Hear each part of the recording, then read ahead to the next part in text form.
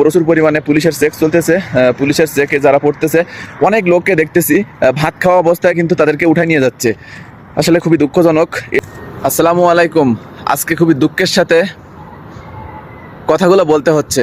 Saudi আরব প্রবাসী যারা আছেন, যারা সৌদি আরবে কর্মরত আছেন, বিশেষ করে যারা মক্কায় আছেন, তাদের জন্য খুবই দুঃখের সংবাদ।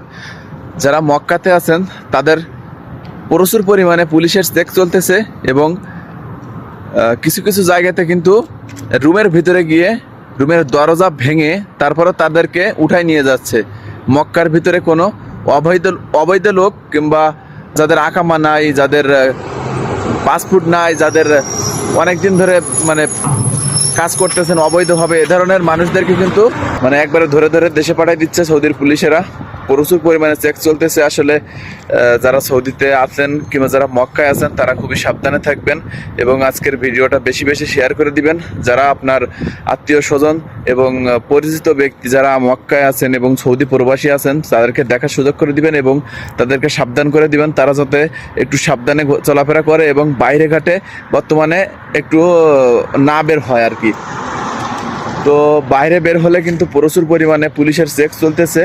পুলিশের চেকে যারা পড়তেছে, অনেক লোককে দেখতেছি ভাত খাওয়া অবস্থায় কিন্তু তাদেরকে উঠাই নিয়ে যাচ্ছে। আসলে খুবই দুঃখজনক। এ ধরনের ঘটনা এর আগে হয় নাই, কিন্তু বর্তমানে যে বড় এক হজ হবে, বড় হজের জন্য কিন্তু আসলে সৌদির প্রশাসন কিন্তু খুবই কঠোরভাবে তলব চালাচ্ছে। যাদের আকামা নাই, যারা অবৈধ, তাদেরকে ধরে ধরে একবারে দেশে পাঠিয়ে দিচ্ছে এবং তাদেরকে আর পরবর্তীতে সৌদিতে যাতে ঢুকতে না পারে সে ব্যবস্থাও করে দিচ্ছে। তো সবাই ভিডিওটি শেয়ার করে দিবেন এবং সবাইকে দেখার সুযোগ করে দিবেন এবং যারা যারা সৌদি আরব প্রবাসী আছেন, যারা ভিডিওটা দেখতেছেন, তারা অবশ্যই সতর্কভাবে থাকবেন এবং আপনাদের বর্তমান অবস্থা কি এবং আপনার আশেপাশে কোনো ঘটনা যদি এরকম জানা থাকে আপনারা কমেন্ট করে জানাতে ভুলবেন না ইনশাল্লাহ। এবং সেই সাথে আমিও একজন সৌদি প্রবাসী, আমি আপনাদের জন্য মন থেকে দোয়া করি। আমি আপনাদের জন্য সব সময় মন থেকে দোয়া করি যেন আপনারা যেখানেই থাকেন না কেন শান্তিতে থাকতে পারেন এবং ঠিকমতো কাজটা করতে পারেন, এটাই দোয়া করি। বিশেষ করে যারা সৌদি প্রবাসী আছেন এবং যারা নতুন আসছেন কিংবা নতুন আসার পরিকল্পনা করতেছেন, তারা দয়া করে একটু দেখে শুনে তারপরে প্রবাসে আসবেন, সৌদি আরবে আসবেন বিশেষ করে। কারণ সৌদি আরবে যারা নতুন আসছে তাদের অধিকাংশের কাছে শুনে দেখবেন তাদের কাজ নাই, তারা বেকার ঘুরে বেড়াচ্ছে, বাড়ির থেকে টাকা এনে তারপরে খাওয়া দাওয়া করতেছে, রুম ভাড়া দিচ্ছে।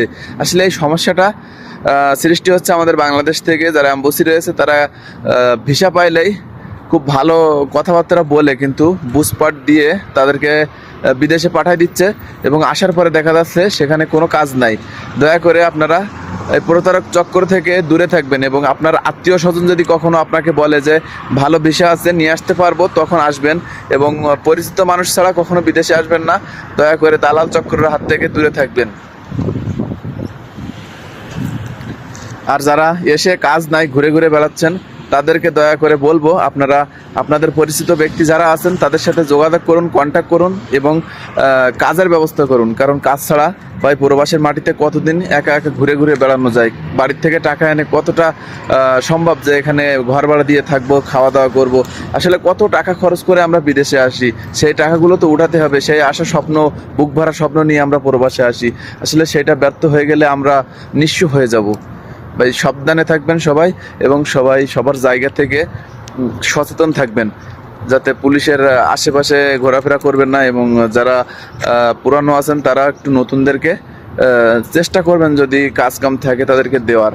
ভালো থাকবেন সবাই, ধন্যবাদ।